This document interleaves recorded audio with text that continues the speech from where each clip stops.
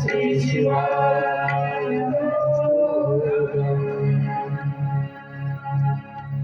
देवादिदेव महादेवांना वंदन करून आपण पुन्हा त्यांच्या कथेमध्ये प्रवेश करू. काशीमध्ये मंदिरात एक महिनाभर शिवकथा श्रवण करत देवराज राहिला आणि शिवकथा ऐकता ऐकता शेवटच्या दिवसामध्ये त्याचा जीव गेला, त्याचे प्राण सुटले. आणि ज्या वेळेस त्याला घेण्यासाठी यमदूत आले तेव्हा भगवान शंकराच्या पार्षदांनी म्हणजे शिवगणांनी त्यांना अडवलं की तुम्ही याला नेऊ शकत नाही. म्हणे का? हा तर पापी, खूप पाप केले. ते म्हणाले शिवगण की याने भले जीवनभर पाप केले पण शेवटी शिवकथेचं श्रवण करता करता याने प्राण सोडलेले. तो शिवकथेच्या प्रांगणात काही दिवस राहिलेला आणि म्हणून याच्या पापांचा दंड ते भगवान शिव निर्धारित करतील. तुम्हाला याचा काही अधिकार नाही. आणि यमदूत तिथून परतले तर केवळ मजबुरी म्हणून का होईना, की काही स्वतःच्या आवडीने आलेला नव्हता शिवकथा ऐकण्यासाठी. दुसरा कुठेच काही चान्स नव्हता थांबण्याचा आणि ते जेवणाची व्यवस्था बी होती म्हणून तिथे थांबलेला. पण तेवढ्या पुण्याईमुळे सुद्धा देवराज भगवान शंकरांच्या समोर जाऊ शकतो, त्यांच्या लोकात वास्तव्य करू शकतो. तर हे देवादिदेव महादेव त्यांच्या चरित्र श्रवणाविषयीचा त्यांचा नियम तो प्रत्येकासाठी, की जो जीव हे साप्ताहिक पारायण करेल तर त्याच्यासाठी तो नियम लागू होऊन जातो. आणि इतकंच नाही, या शिवकथेच्या प्रांगणामध्ये जे आपण हे फोटो स्थापित केलेले आहेत पूर्वजांचे, दिवंगतांचे, की जे आता या जगात नाही, त्या रूपामध्ये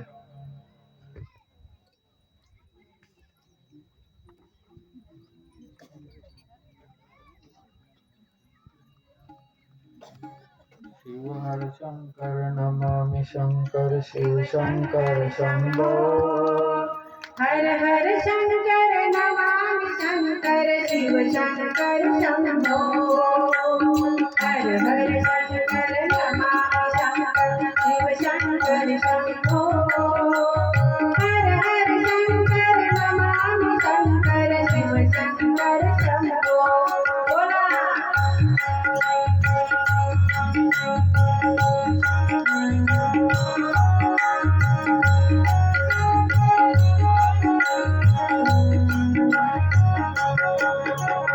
हर हर शंकर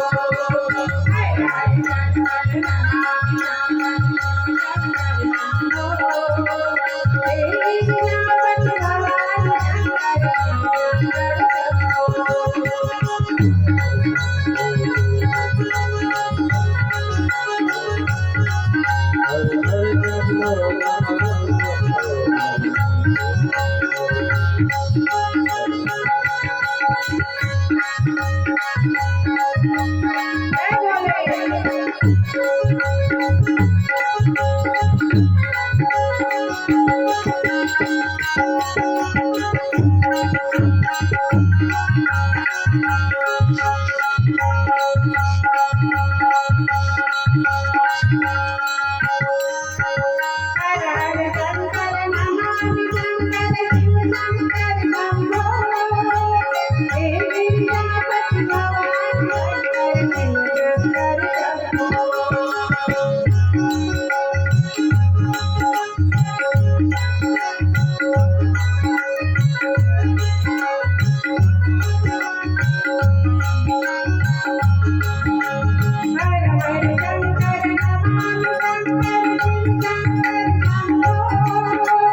हे गिरिजापति भवान शंकर शिव शंकर शंभो हर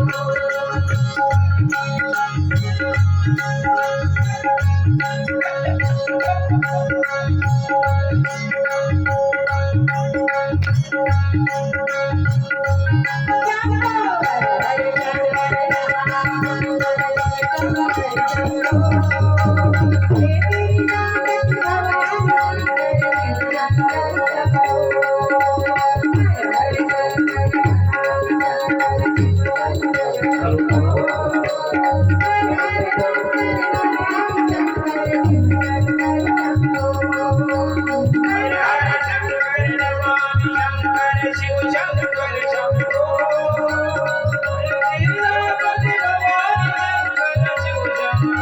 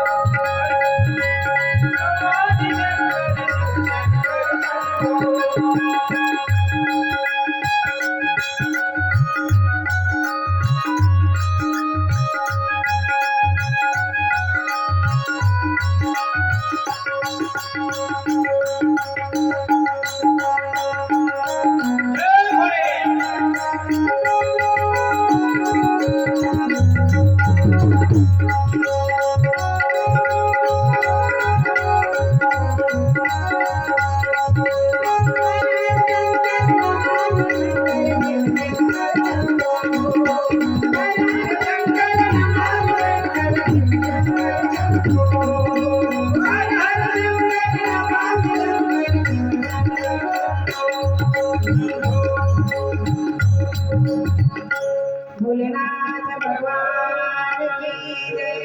हर हर हर हर हर हर। तर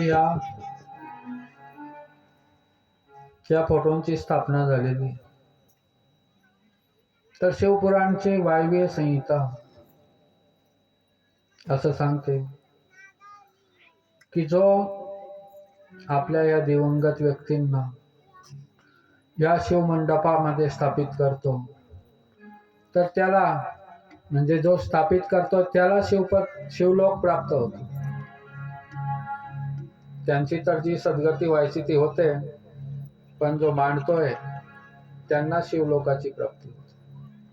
म्हणजे इतकं या शिवपुराण संहितेचं, या ज्ञानयज्ञाचं महत्व. आणि अशा या प्रांगणामधून देवराज सद्गतीला प्राप्त झाला. मग तुम्ही म्हणाल केवळ पुरुषच सद्गती प्राप्त करतो का? पुरुषांनाच असं ते शिवलोक प्राप्त होतं का?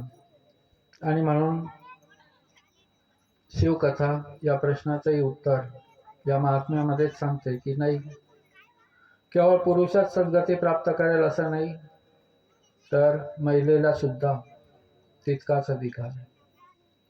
कारण अनेक प्रश्न असतात ना, की महिला असेल तर रुद्राक्ष धारण करावा की नाही करावा.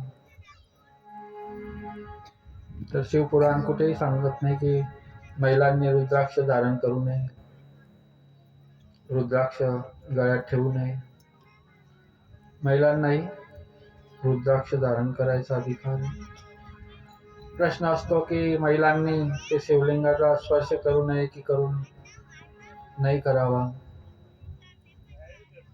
म्हणजे पूजा वगैरे करताना अभिषेक वगैरे आंघोळ वगैरे शिवलिंगाची आपण करतो, तर तो अधिकार महिलांना आहे की नाही?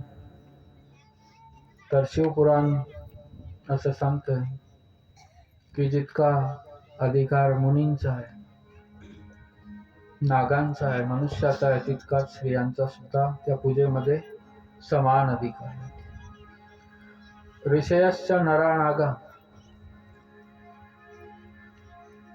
की जे ऋषी आहे म्हणजे महान तपस्वी लोक आहे, किंवा जे नर आहे म्हणजे मनुष्य, किंवा जे नाग आहे, नाग तर नेहमी शिवलिंगाला वेटोळा घालून राहतात, भगवान शंकराच्या गळ्यात राहतात, तर त्यांना जितका अधिकार आहे शिवपूजनाचा तितकाच स्त्रियांना सुद्धा.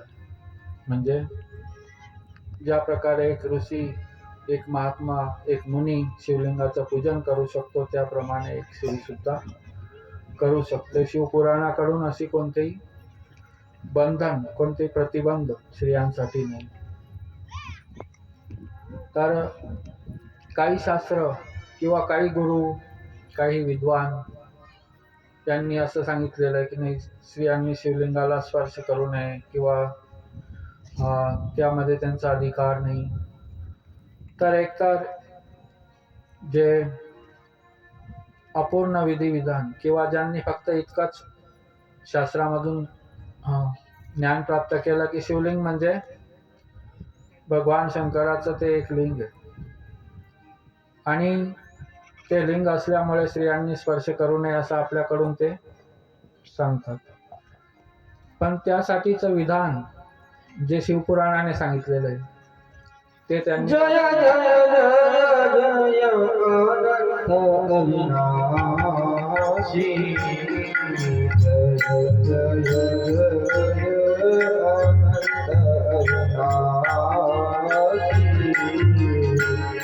जय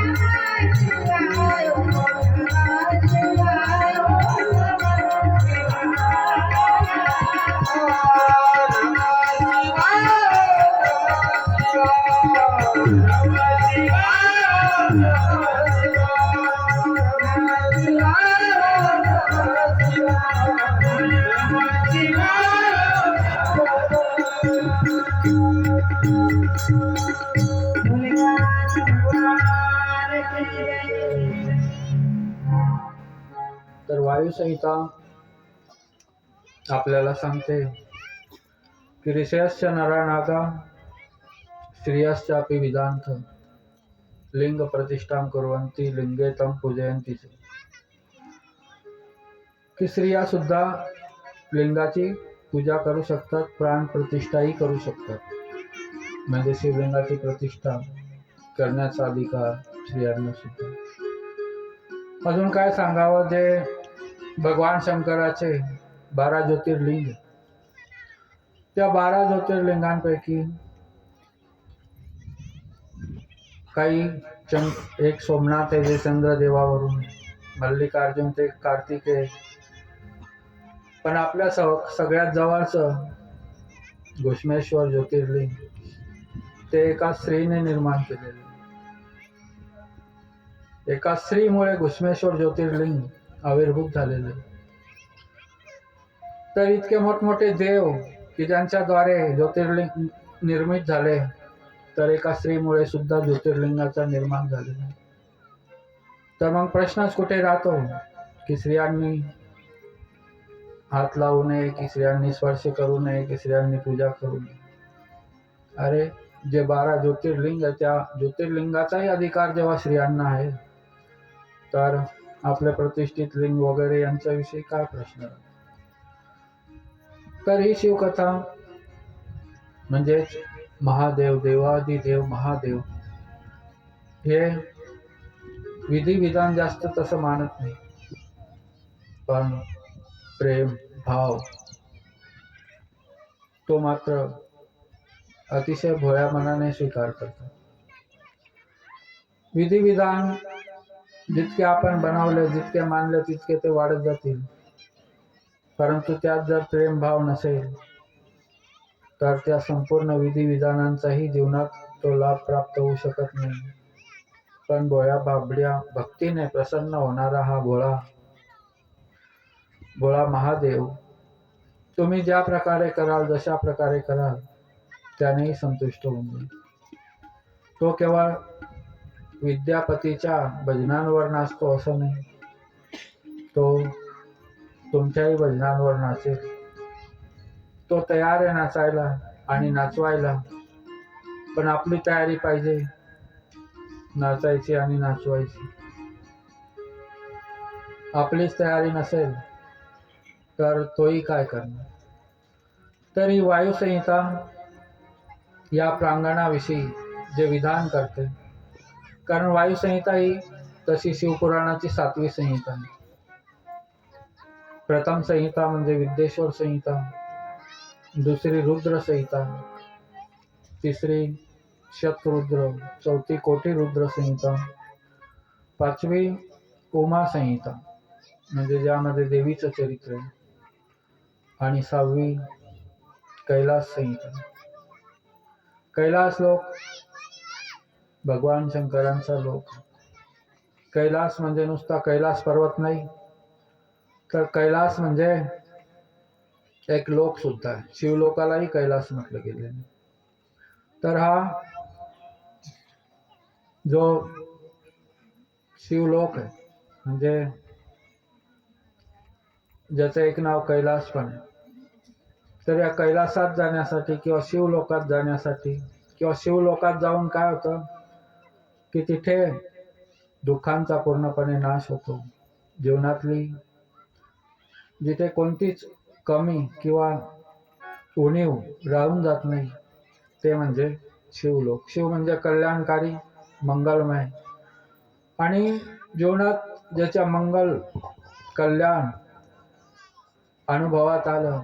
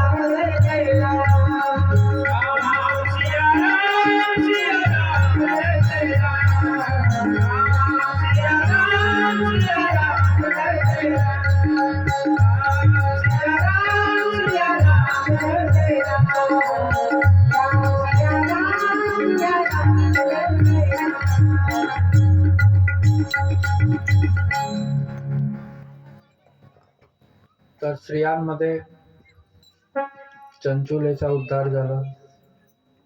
तसं तर तिने स्वतः काही वाम मार्गाचा निश्चय केला नाही, पण पती असा होता बिंदूक सारखा की त्या आचरणामुळे ती सुद्धा त्या वाईट मार्गाला लागली आणि तिचाही रस्ता चुकला. बिंदूकला माहीत पडलं आणि त्याने जाणून सुद्धा जेव्हा सांगितलं की तू असं का करते, तेव्हा ती पण म्हणते की तुम्ही मग कुठे सुईवर चालते.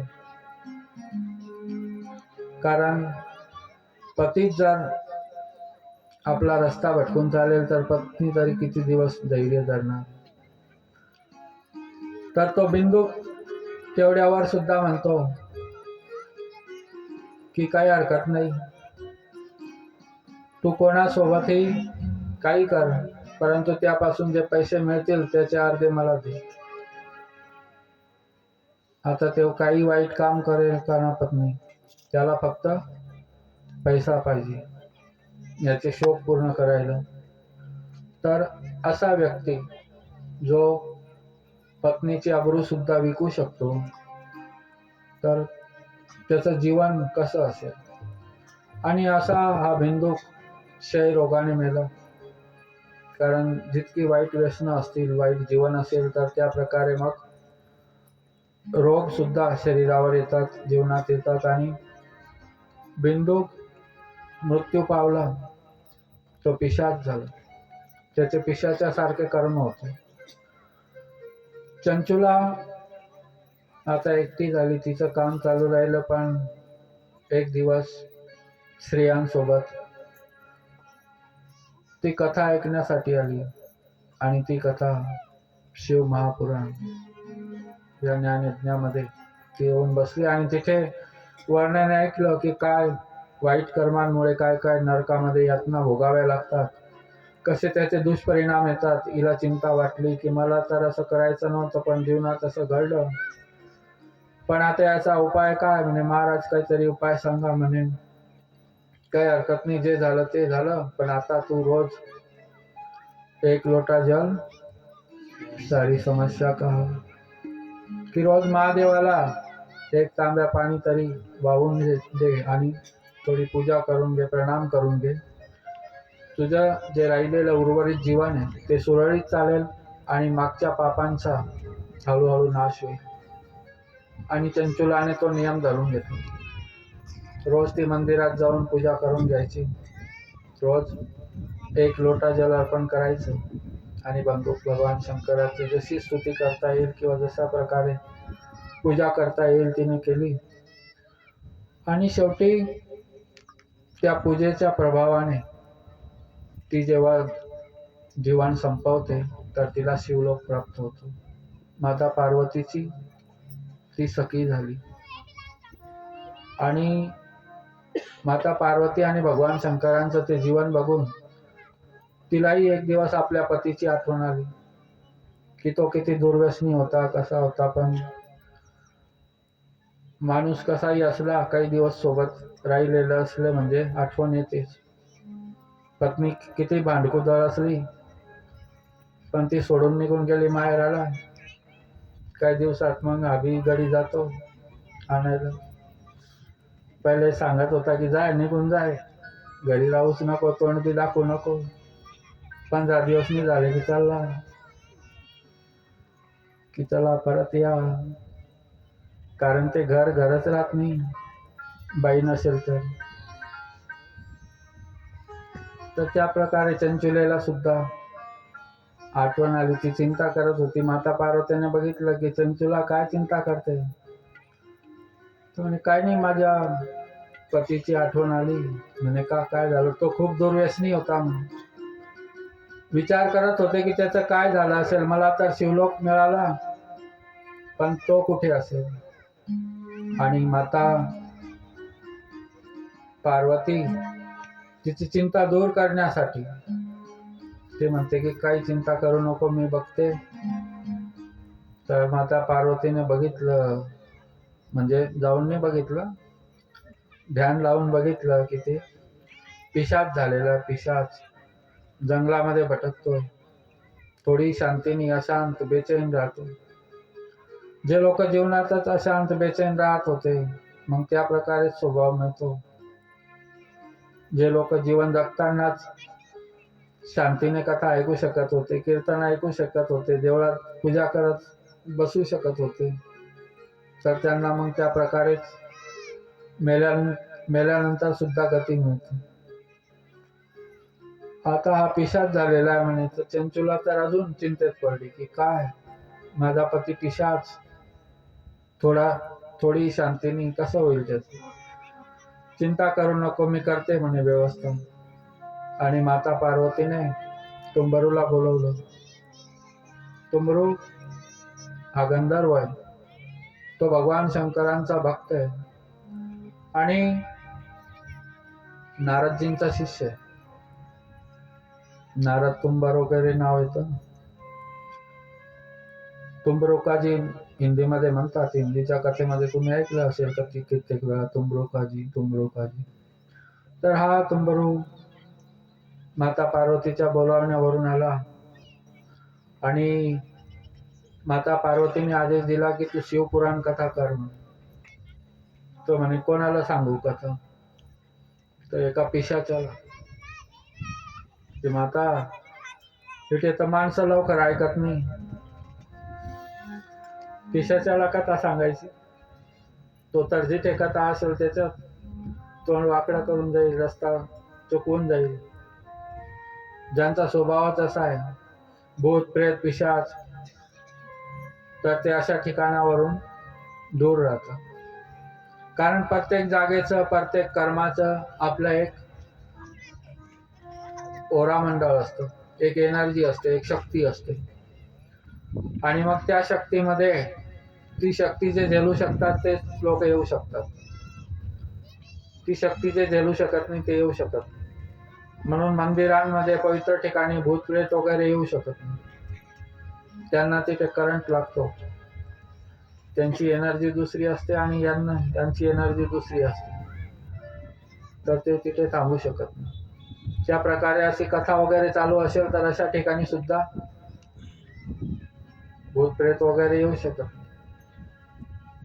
कारण ते कथेचे शब्द वगैरे जे किंवा इथलं जे तुम्ही भगवान नाम कीर्तन करता, हर हर शंभो, ते सगळं, तर त्यामुळे एक ओरा निर्माण होते, एक शक्ती निर्माण होते आणि ती शक्ती त्या नकारात्मक शक्तीला दूर ठेवते.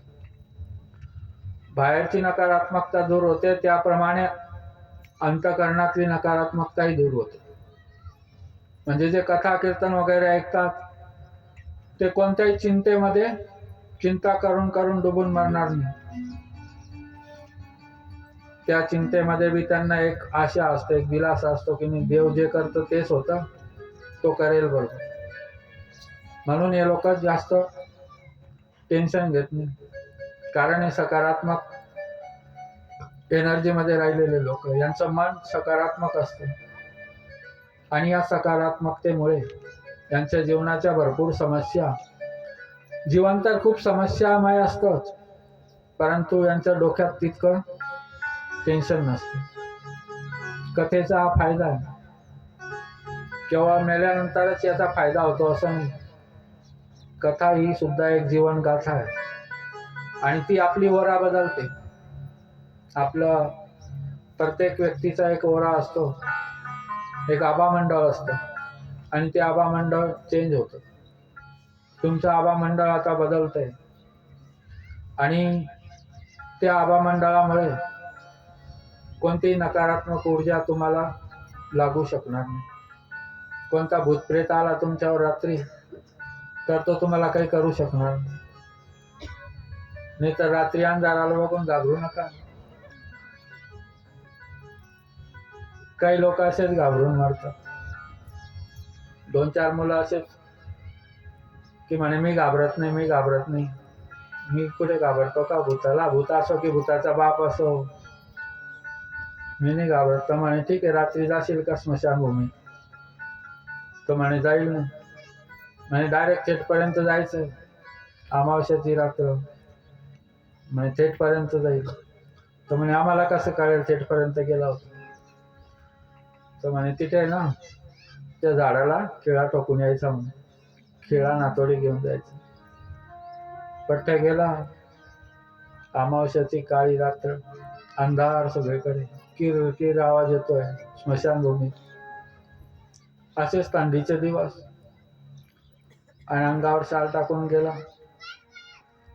हिम्मत करून तिथपर्यंत पोहोचला. आता खिळा हातात होता, हातोडी पण होती.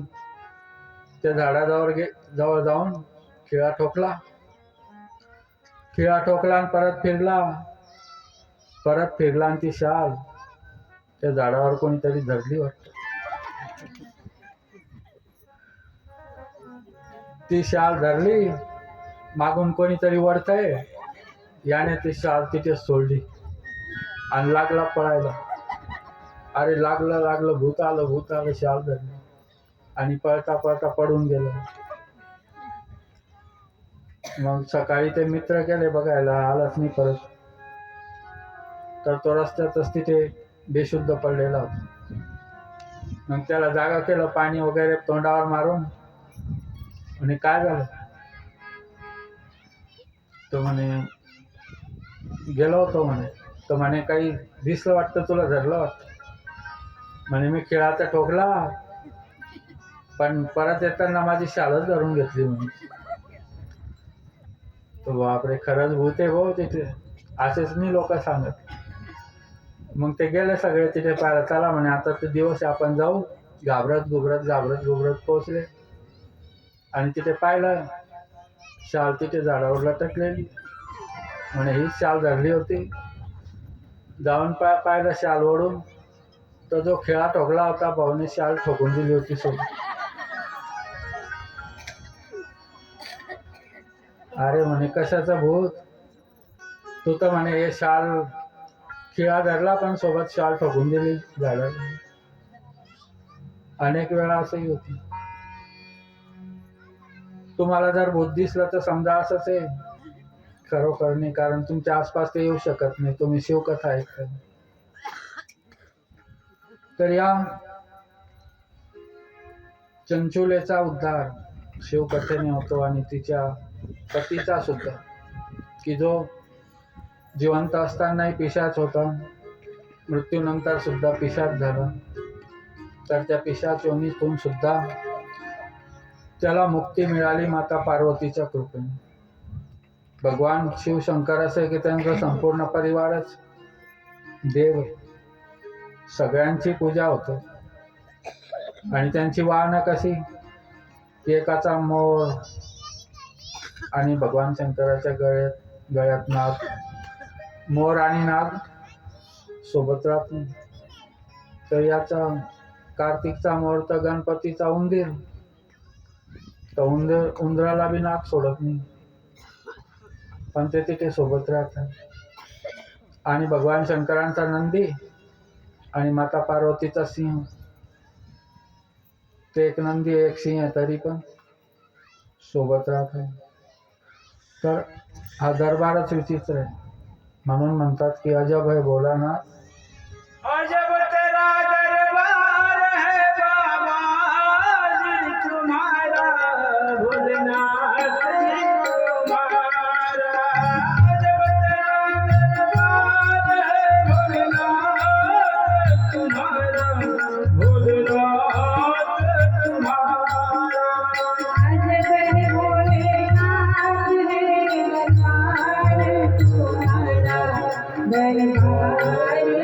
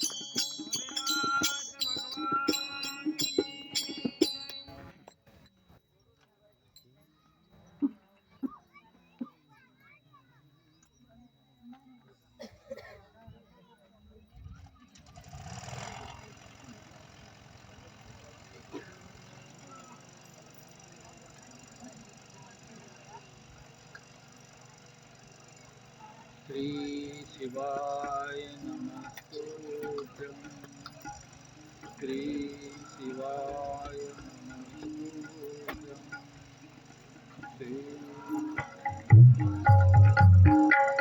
श्री शिवाय नमस्तुभ्यं श्री शिवाय नमस्तुभ्यं श्री शिवाय नमस्तुभ्यं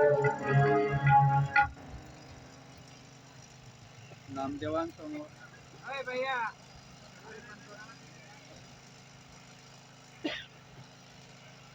श्री शिवाय नमस्तुभ्यं